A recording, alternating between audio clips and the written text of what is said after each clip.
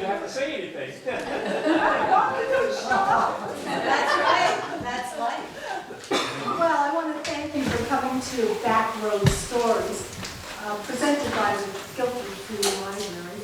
And it's wonderful to see you all here. We have great storytellers tonight. Just want to remind you to silence those phones. I don't know if they work here anyway. And tonight, some of us are being recorded by local Brattleboro TV. So you'll be able to see the stories on television. BrattleboroTV.org. Don McLean.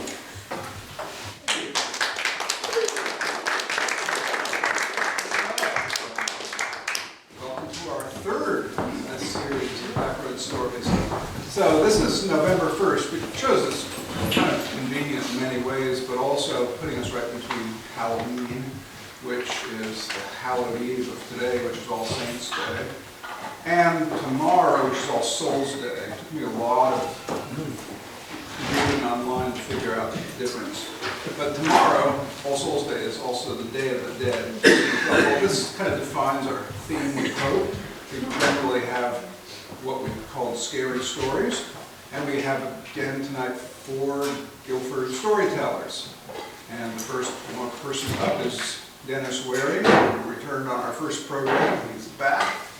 And he is an ethnomusicologist, instrument maker, educator, performer, and has built traditional and ethnic musical instruments of all types since 1975. He's written 6 books on musical instruments. He's traveled around the world 2 times as a shipboard ethnomusicologist with university institutions. If you heard his last story, it was about one of those trips. His instrument-making workshops for people of all ages is a signature activity, and his DVD, From Trash to Tunes, has garnered international recognition. Comfortable with all styles of music, Dennis performs throughout the Northeast with various music groups. He also offers his globally oriented productions through lecture presentations in colleges and universities, as well as assembly programs and workshops in public schools. As a master teaching artist, he was honored as Connecticut State Troubadour for 2003 and 2004, and the title of his story is Mexican Sunset.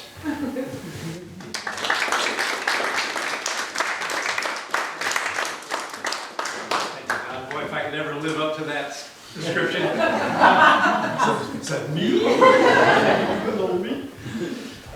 Good evening, folks. Good evening. Thank you very much. I love to be greeted by my audience. Well, so Winnie Lambrecht and I, in the middle of a winter a few years ago, she's a good friend, decided to go to Mexico. It's cold here. It's warm in Mexico. And so we got on the airplane. Now, Winnie is no lightweight person. She is a professor at the RISD, the Rhode Island School of Design. Yeah? All right. Yeah. Do you know Winnie? No. Okay.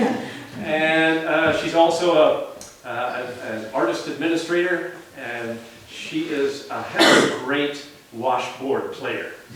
So she's a wonderful person and a great traveling companion. So we took off. We were on our way down to the high Sierras in Mexico. About 2 hours south of Mexico City is a wonderful, good-sized village called Tepoztlan. Now, Tepoztlan is a wonderful town, has a great history, an Aztec history, and the artisanry there is quite wonderful. So a good place to visit, Tepoztlan. And we wanted to, our final destination was some good friends that are about 2 hours a drive, well, Tepoztlan is about a 2-hour drive. Did I say this? South of Mexico City. And outside of Tepoztlan, another 45 minutes, is this little intentional eco-community called Huehuecoyotl. That's Aztec for old coyote. And our good friends have established a nice community there of about 10 families. And I've been doing it for many, many years. It's one of those old hippie stories that continues to be successful and go into the future. We got situated, and one nice evening decided to go up on an escarpment, a mountain, and catch the sunset. It's beautiful down there. And so Winnie and I took off. We knew of a place up on a promontory that would be a wonderful spot to watch the sun go down. So we took off up the mountain, not an easy trek. It didn't seem like there was any paths, so we had to do some bushwhacking and use our intuition, and kind of knew where it was. Eventually we found it, and we kind of situated ourselves. The sun was still at a reasonable angle where we could relax, and so we rolled ourselves a little doobie, Oh, there was a hand in the back. And decided to just enjoy ourselves. So we kicked back. The sun was going down. We could look out from our promontory over this wonderful plain. Some outcroppings on the other side, on the horizon. The sun got warmer and warmer and golden, and it looked like it's red rock. It's one of those red rock environments, right? So the sun was coming out from inside of the stone instead of being illumined from the outside of the stone. Beautiful, glowing. So we kind of kicked back, had a moment of sweet reverie. Well, of course, eventually the sun began to set, as suns are wont to do. And we looked at, said, oh, wow, that was really beautiful. Maybe we should think about getting off the mountain. So fine, and over there, we came up over there somewhere. So I'm over there kind of looking, path. Well, there's not much of a path. Couldn't find a path. So I'm looking down, and all of a sudden it started looking really steep. And I'm walking around, and Winnie's helping me, trying to find where to go. And at this point, Winnie informs me that she's scared of heights. Thanks a lot, right? At this point, the sun's going down, it's starting to get dark. We're looking for our path down the mountain, can't find it. And I swear, I looked over this one precipice, and all of a sudden it was like Jurassic Park. And I swear I saw a dinosaur down there. I'm not kidding. All of a sudden I got, whoa. And so we sort of backed off and said, well, it looks dangerous. And when he says, yeah. And so we had our moment of commiseration, figuring out what to do. Now, what do? We're stuck on this mountain. Sun's gone down. Moon's coming up, kind of bright, so it's not really dark, but it is scary. And so there we stand, twiddling our thumbs, wondering what to do. And I say, well, we can either stay here and camp out. Oh, camp out? No, we're unprepared. We have no water. We have no camping equipment. I've been there. Winnie's been there too. She's a world traveler, and we could prop ourselves up against a tree and probably get through the night until we could figure out, where that path is, if there was one. And so we said, no, we're too restless to do that. We can't just kick back, and the nights are long. Yeah, it's not going to work. So we decided, we knew there was a path in the back of the mountain because we had done that several days prior to this particular shortcut that we thought we took. And so we said, let's go for it. We are not going to sit around here. We got to do something. And so we knew that there was, well, not just one path, but a whole labyrinth of paths. Actually, one of these rat's nests of paths made by goats. And so there were too many paths. And we started wandering together, the sun's gone down, moon's a little bit, look at, well, what about this one? Whoa, geez, it just all of a sudden stops. And then there's a big cliff there, and well, this is a little dangerous. So we say, maybe we better split up and try to find. We knew we had to do one thing, and that was go down. We wanted to go down. Any path that was heading down was okay with us. So when he took off, we kept in vocal voice communication. Hey, over here! Okay, over there. And say, hey, oh, no, dead end. Well, finally, after lots of this sort of wandering around through the woods, and it's a little precipitous, we began to find, oh, that's mine, I got it. Thank you very much. What? Can you identify this?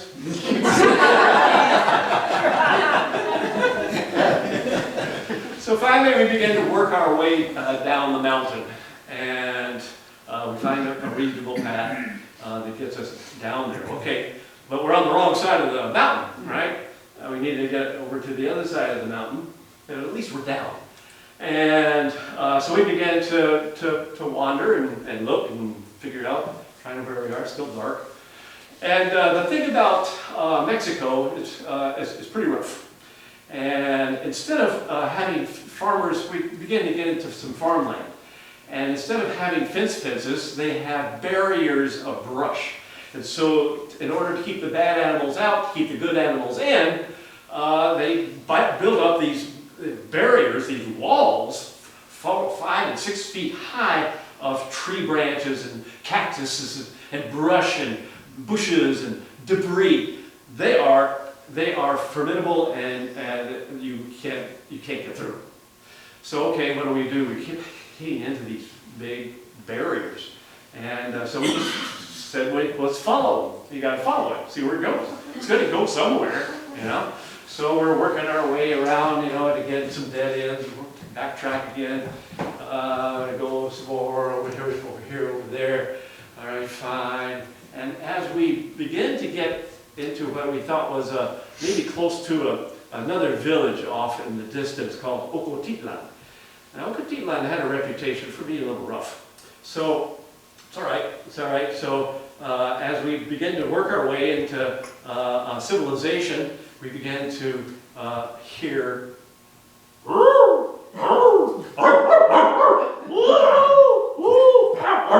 Are those dog sounds? I mean to make dog sounds. I should have heard my dog sounds better. And it wasn't just a couple of dogs, it was a bunch of dogs. Now, I don't know if you know anything about Mexican dogs, but most of them are feral, wild, and those that are not feral are very, very territorial. Well, Winnie, once again, informs me out of the blue that she got bit by a rabid dog in Africa once, and she had to go through this routine of rabies shots, which we all know is probably one of the worst things that can happen to you. So all of a sudden we hear this pack of dogs, you know, just really setting up quite a din. And we couldn't tell how close it was, but it was too close. And we got very nervous. And especially Winnie, poor dear. And so we began to just stand still. I was checking out the wind. Are we upwind? Are we downwind? Where are the dogs? Let's go the other way. And the dogs begin to get closer. Now this is a pack of dogs, you know, howling, barking. Mexican dogs are noisy and scary bunch, big dogs. So, you know, after a while, we're getting really shook, because you get attacked by a pack of dogs, you're toast. So I knew that dogs don't like things thrown at them, especially stones. So I'm up there collecting. Winnie's collecting stones, and we're putting them all in our pockets, you know, getting ready for, if worse comes to worse, I got myself a big stick, you know, and ready to, I'm psyching up for the battle. And the dogs, they get close and then they go away. If they got scent of us, they were going to see who we were. There was no doubt about that. And so it got so scary that we decided to try to find a place where we could stand them off. We did. We found a big rock. We stood up against the rock, sticks at the ready, rocks in the pocket, ready to do whatever was necessary. And we froze and listened. Arr, arr.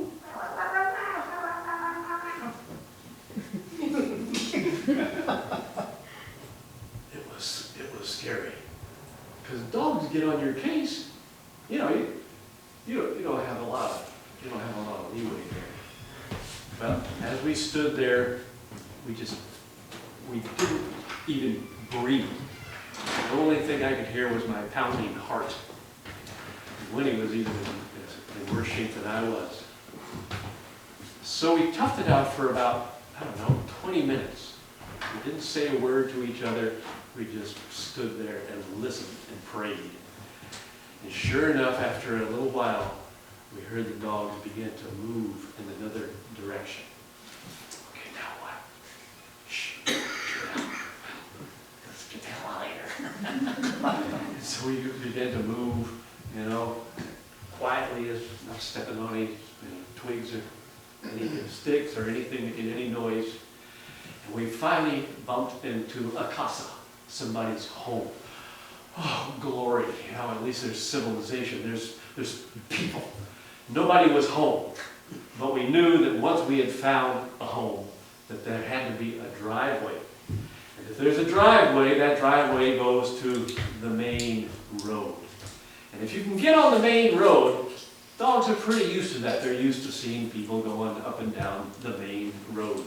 And so once we found the house, the driveway, the road, we knew that, I'm shaking just thinking about it. We knew that we were probably home free. So we began to head home, head to our community. Finally got there, still breathing hard. It was about a mile away. And all our friends who we thought would be waiting for us and now searching for us, and where's Winnie and Denny? Weren't there. They didn't care. They went to a party.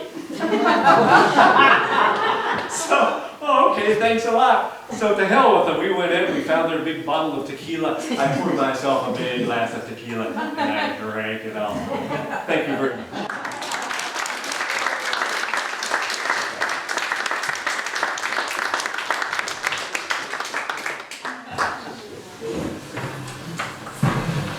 Herb Meyer is new to Backroad Stories, not Guilford. A former Brattleboro police officer, retired police chief in Vernon. Herb also served as our constable here in Guilford, and he's the former Guilford Emergency Management Co-Director. And he moved to Guilford in 1977. He lives in the village of Algiers, and Herb will share with us a series of vignettes.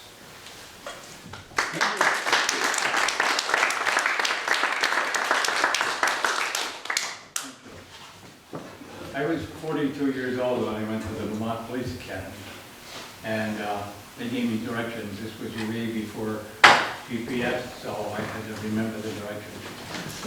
And they told me it was South Route 7 in Pittsford, Vermont, and I would take a right, and before a mile, there would be a driveway on our left.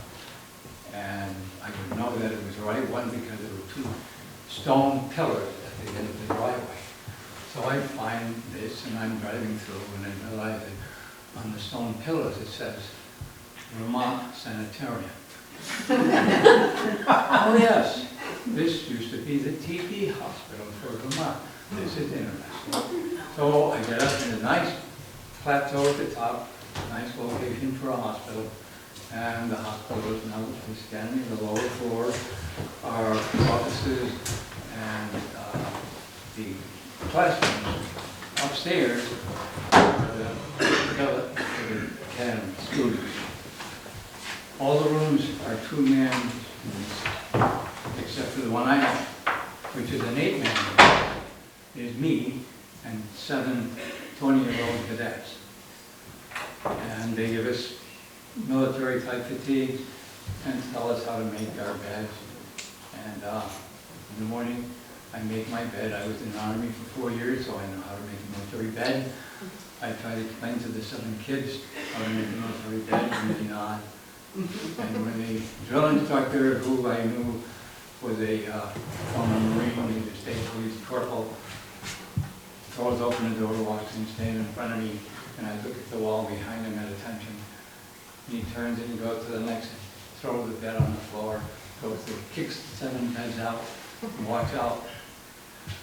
Took the kids a couple of weeks to figure out what to do correctly. And that's, so I come back from the police academy 8 weeks later, very intense, good training, and it doesn't take me very long to realize that the human body is a wonderful machine with pumps and pipes, fluids, and bellows, filters, fulcrums. And it's all contained in this very, very fragile, oddly shaped bag. This bag does not do well when struck by bullets, or cut by knives, or hit by 2x4s, or metal pipes, and that kind of stuff. They used to call them accidents. We don't call them accidents anymore. I think the police call them collisions or some such thing. I'm not sure. They were still accidents at that time. And I remember two accidents very well. One is a fatal and one is not a fatal, but both of them are the kind that wake you up in the middle of the night years later. The first one that I will talk about is okay. The human body does not do well when it goes from 85 miles an hour to 0 in 90 seconds. This accident involved the full-size pickup truck with a bench seat. It contained, well, we knew it contained 4 people originally. It hit a concrete bridge abutment at such speed that the engine was positioned in the middle of the front seat when the thing stopped. The fire department had already set up traffic control by the time I got there, and the EMTs were working in the cab. So I'm up with them trying to figure out what's in the cab. And one of the EMTs turns around and looks at me and says, "Herb, I think we have 4 fatalities here." And for reasons that I don't remember, I am looking in the cab and I'm thinking, we have more arms and legs than we have heads in here. And one of the other EMT says, "Herb, I've got a pulse here." So now, somewhere in this mess, somebody's still alive. But can you imagine when this impact happens, all the metal kind of collapses on this cab. So we can't just open a door or pull out a windshield. We've got to cut the thing open so we can get the 4 people that we know are dead to find the one who isn't. We get him out, and he's very seriously injured. But we get him to the hospital, and he recovers. After 2 years of speech therapy, he can finally talk somewhat coherently. And for a long time he walked with crutches, but he finally ended up where he could walk with a cane. And the only good thing about this story is he went on to become a drug and alcohol counselor. The second accident I'd like to talk about is I'm driving on patrol just down the road, and I find a vehicle overturned in the road. So I pull my cruiser up, turn the lights on to protect the scene from that direction. And I get out, and as I'm running toward the car, I see an object on the ground next to me, but I don't recognize it. So by now I can hear the woman in the car, and she's screaming, "Oh my God, what have we got?" And I get up there, and she looks okay, but she's sort of trapped in there. I say, "You okay?" My child, where's my child?" "Sweet child." And then I realized what the object was that was laying in the road as I was running to the car. I'm thinking, oh my God, dead child. I go back and I realize why I didn't know what it was upside down. And I pick up the child's seat, and the child looks at me and starts to cry. And the only thing that's wrong with her is she's got a road rash on her forehead. But the scars on the back of the car seat were such that I am quite positive, but I can't really prove it, from the skid mark the car rolled over the car seat. And I would have never imagined the car seat it would have constructed to withstand the impact of a motor vehicle going on top of it. So, to go on, I had some confrontations with people, I guess that's what you call them. I got a call from a domestic complaint, I guess you call it. Woman called up, said my husband is intoxicated, he's gone out in the woods with a rifle. Okay. So, my partner and I show up, and he's older than I am in seniority. And says, okay, let me talk to the woman. go look for the guy with the gun. Okay, right. Well, I hunted before, so I'm gonna hunt this guy. Because it's a wooded area, so he's out there somewhere in the woods. It's dark, 11 o'clock at night. I've got a flashlight, but I'm not gonna go shining my flashlight for the guy with the gun. Right. So I'm going to listen because he's one. So he's probably not gonna be very careful. And of course, I'm listening, I can hear something. I hear brush moving, noises that you would hear if it's an animal or something going through the woods. So I sneak up on him till I get probably 20, 30 feet away from him. And I kind of figure out where he is. Okay. So I light him up with a flashlight and I realize, okay, he has a rifle in his left hand, it's a lever action rifle, and the lever is down. So I walk up to him, take the rifle in my left hand, put it right on his shoulder and said, let's go home. So we went home.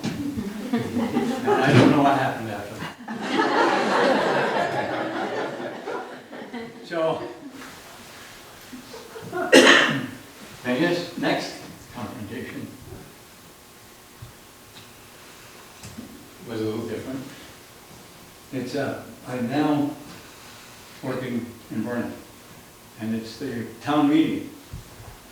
And I'm on duty at the town meeting because that's where I'm supposed to be. Call comes, Massachusetts border, lady has a complaint, some sort of, not specific enough, what the complaint is. So when I go blue lights there, I turn in the driveway, and it's March. I hear what sounds like ice breaking under the tires. So I get out, I go in the house. The lady says, there's gunshots across the street. Nope. Dispatcher, medicine, help, little back up here. So I'm waiting outside next to my cruiser. Very short period of time, state trooper shows up, gets out, gets his truck button, and we go behind his car, and he reaches in the trunk, and he picks up a shotgun, which is now pointed at my chest, and he says, Herb, how do I know this is loaded or not? So I push it away. It's okay. It's loaded and safety's on, bring it somewhere else. And we're discussing what we're going to do when the senior officer for the district shows up from the state police. And he says, okay, Herb, Massachusetts State Police is on the way, but we're going to wait just a few minutes here, and then you and I are going to Massachusetts. And like, why me? So, okay, we start across the street, and just radio squads, and his dispatcher is telling him, okay, we're cool. Massachusetts State Police have got the 2 suspects. We're good. So that's over for that. The last one that I'll go, and sometimes your brain doesn't work so good. I can't remember anything that leads up to this. I do not know what the call was. But what I do know, I'm in the kitchen with a 16 and 17-year-old kid. And he's sitting at the kitchen table. As I said, I can't remember what the call was. But we're talking. And all of a sudden, he reaches down and picks a knife up off the table. And he gets up and he walks to me and points the knife out about here. And for reasons that I will never understand, I look down at the knife and I look up at him and I say, you don't have balls enough to stick that in me. What the hell did you say that? Puts the knife down on the table. And I don't remember, I don't know what the call was about, but I lied. All I remember is I did not arrest him. And, okay, this incident never happened. I will swear it never happened. When you call the police, if it's an incident, a complaint, they'll punch a card. So So they had the time when they got the call. The dispatcher will punch a card, again, the same card, but they when notify you, and then you notify them when you get there, and they'll know the time that you arrive on the scene. So it's 2 o'clock in the morning. And dispatcher called me and said, Herb, I can't get hold of any of your officers, but I've got a vehicle off the road. Okay, I've got a radio and pickup truck. I'll figure this out later. I'll take care of it. So I get in the cruiser, not the cruiser, but my pickup truck, the radio, sign on, and I go to where she said the vehicle's off the road. When I pull in to the area, I realize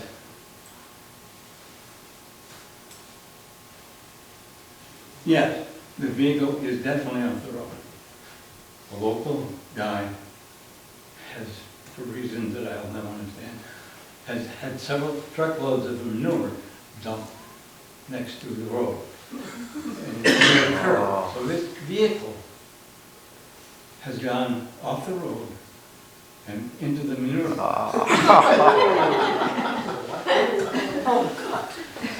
And you know what it's like if you're stuck in the mud and you're... It's not a manure pile anymore, it's more of a shit pool. But as I look, there's like 5 or 6 people trying to push this car. They're ending up to here. It's a liquid caution. And I'm thinking, what in the hell am I going to do about this? First of all, I'm not putting any of these idiots in my truck. So I convinced them to get out of there. And as they're out of there, they're sort of milling around here. And it's obvious that they're all intoxicated, obviously. Because you wouldn't do that if you were. So I told them, look, this isn't working. We've got to get a wrecker. Now I'll call a wrecker, but it's going to cost you. So I call the dispatcher, she sends a wrecker. Guy shows up, he looks at me like, what? And I says, it's your call. He says, this is going to cost him. So he goes down and says, you know, any money, how much you got? Now, all 5 of these people, and he gets the money. Now, I got to intersect here because they are all dressed up. The girls are in dresses. And they had high heel shoes on the start. And the guys, and Vermonters don't wear suit coats. So half of them had suit coats on, and the others, they were in the back seat of the car. I don't know where they came from, and I don't know where they went either, for that part. And I had never met any of them before. But anyway, he gets his money, goes back to their record, puts on his wet weather suit, wet weather pants, his boots, and his gloves, lies down in and hooks onto it, and he pulls it out, checks it, makes sure it's run, and he hands me the keys. And I go down, breathe in my face.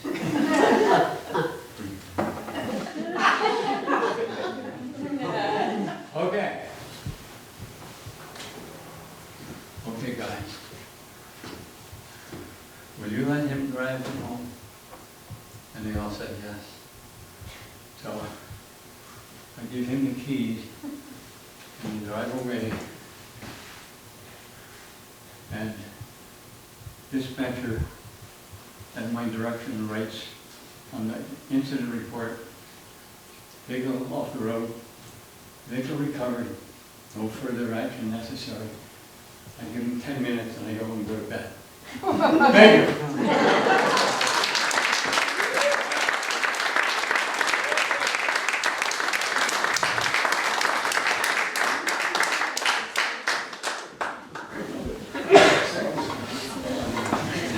So Michael Nethercott of Guilford, who told a story on our August program, is a longtime story writer and teller. He's been a performing clown, storyteller, actor, backpacking traveler, and organizer of theatrical events.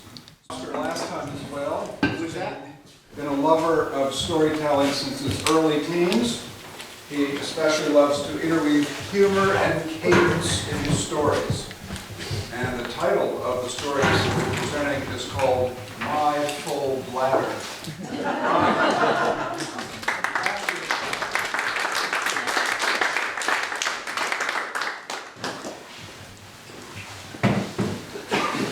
Thank you. I'm glad to be here. Don is correct. That is the title of the story. I want to thank you for not requesting that I change it. Because it is not a working title. It is fixed. This story takes place a long time ago.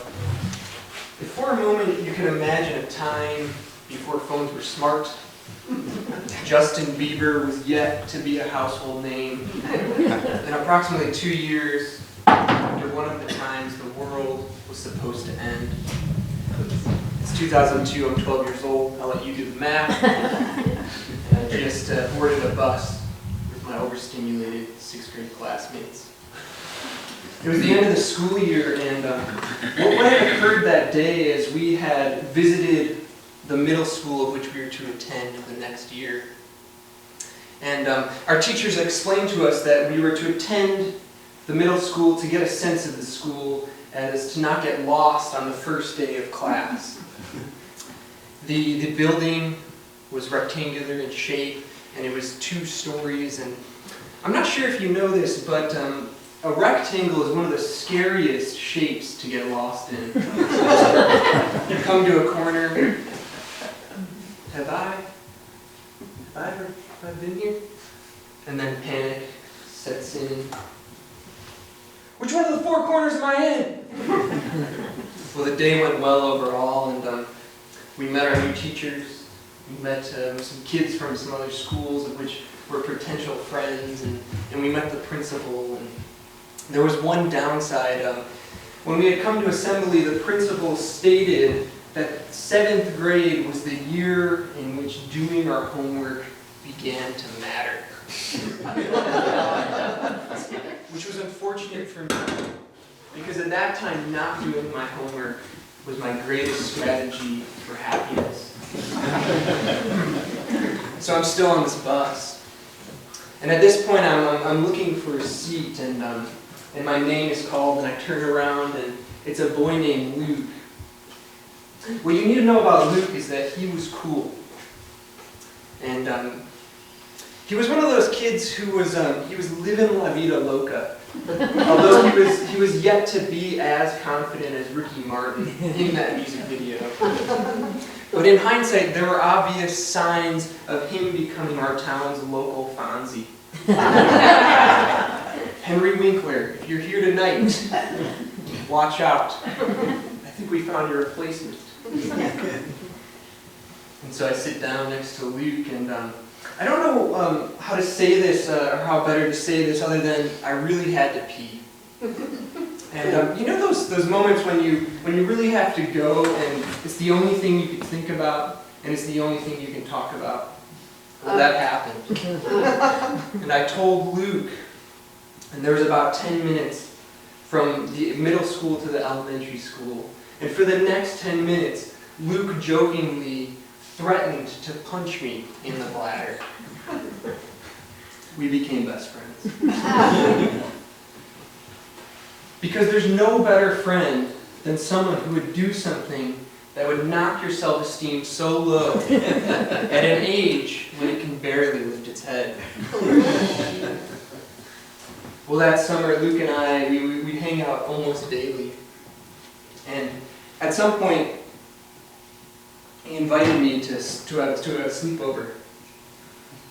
And so that night I arrive, and I get to meet his parents, and I get to talking with his father. His father's named Sean, and things are starting to make sense. as to why Luke is the way he is. This man's confidence level is through the roof. He makes Ricky Martin look like an amateur. And he's telling jokes, and he's telling embarrassing stories about Luke, and he's leaning back while doing so, which is a sign of confidence. I don't know if you've ever seen someone in an Escalade.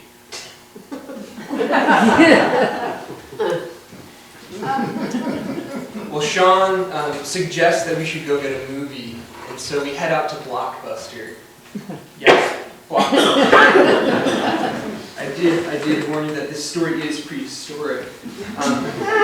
And so we're heading out to Blockbuster, and we're driving, and we're passing a church, and at this point there's a wedding coming out of the church.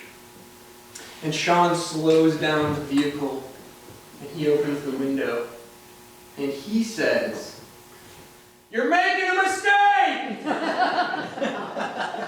He said that. Which from one perspective is shameful, but from another perspective, maybe he was right. We'll never know. Well, we make it to Blockbuster, and we're trying to decide on a movie, and there's just too many choices. It's taking us a long time. There's Home Alone, and then there's Home Alone 2, and there's Home Alone 3. And Sean comes around and he lets us know that he found the perfect movie for us. Wes Anderson's The Royal Tenenbaums. This is a movie that involves nudity, sex, and all of the vices. Look, I'm no psychologist, but I can tell you that that combination of things is probably not a good cocktail for the developing 12-year-old brain. But we make it back to the house, and at this point, Sean suggests that we should light up some fireworks. And Luke and I are like, yeah. And I'm definitely like, yeah, we should. Because I had never lit off fireworks. A year previous, I lit a match in my house, and my parents grounded me for that entire year. So we head out to a local park, and we're lighting off fireworks, and Luke and I, our mouths are on the floor in excitement, and at some point Sean lets us know that it is about to become the finale. And he starts lighting off fireworks. At this point we're losing our hearing, and the smoke is billowing, and Luke and I see Sean bolting. And he's looking back, he's waving, smiling, he says, "So long, suckers!" The cops had not showed up, but he's taking a preventative measure. Because he'd rather have us in juvie than him go to jail. Well, Luke and us follow behind, and we get back to the house. And the excitement has come to a halt. We've calmed down a bit, and Luke suggests we should take a nightly walk. And I thought, yes, we should. Because at that time, I hadn't even been out of my house after 7 p.m. At this point, it's about 9:30, and we head out for our walk. And we're walking a few blocks, and we're walking past the local pool. And we see people swimming in the dark, which at this point I'm not sure if that even happened. It may have been a delusion, because this was 2.5 hours after my normal bedtime. And we're walking back close to Luke's house. And we're right near his house, and suddenly a man jumps out from behind a tree. Ah! I go, ah! Luke goes, ah! His Fonzie instincts fall away. He grabs me and he puts me in front of him. Fall on the defense! Using your friend's body as a human shield! Shield! Penalty! Being made fun of for life! There's no way out of it! At this point, the play is paused. Luke Luke's appealing the decision. We're going to rewind the play, and then we're going to move forth in slow motion. At this point, unbeknownst to you, you've entered a dimension in which time can move back and time can slow down. You've entered the Twilight Zone. And so now I'm going to play each of the 4 characters. We'll start with rewinding. Oh! And now for the slow motion. Luke. Hey, are you a cat person or a dog? I don't know, can you be both? Well, I guess. And now I'm going to play the character of the tree.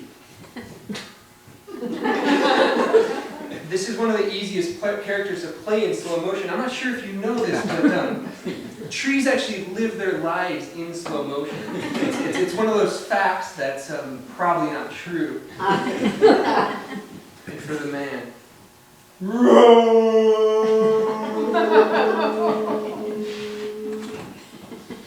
Me.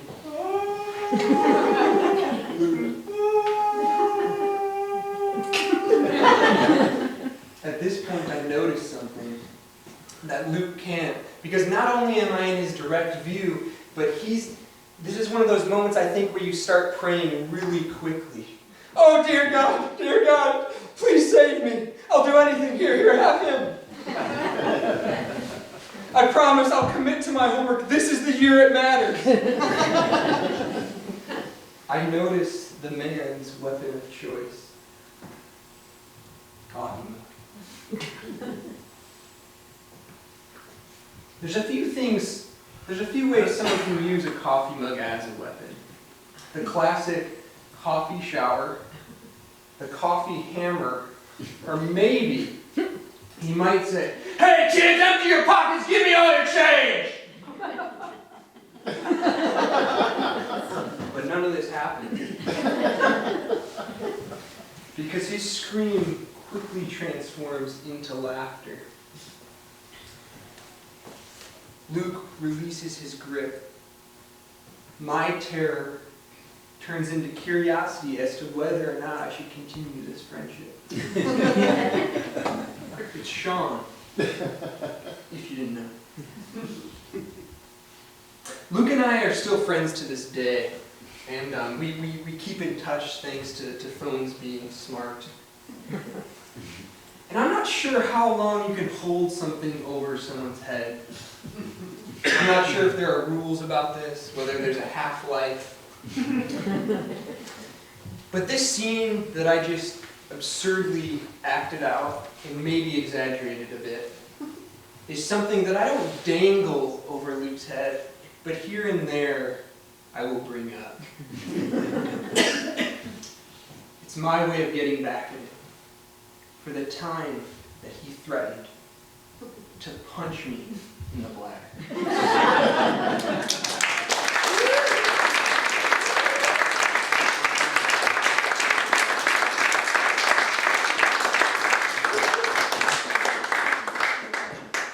Well, thank you all. I hope you enjoyed it as much as I did. And we invite you back to our next one, which will be sometime in February. There's also a sign-up sheet if anybody would like to tell their stories at that time. And enjoy the goodies. Thank you. Thank you.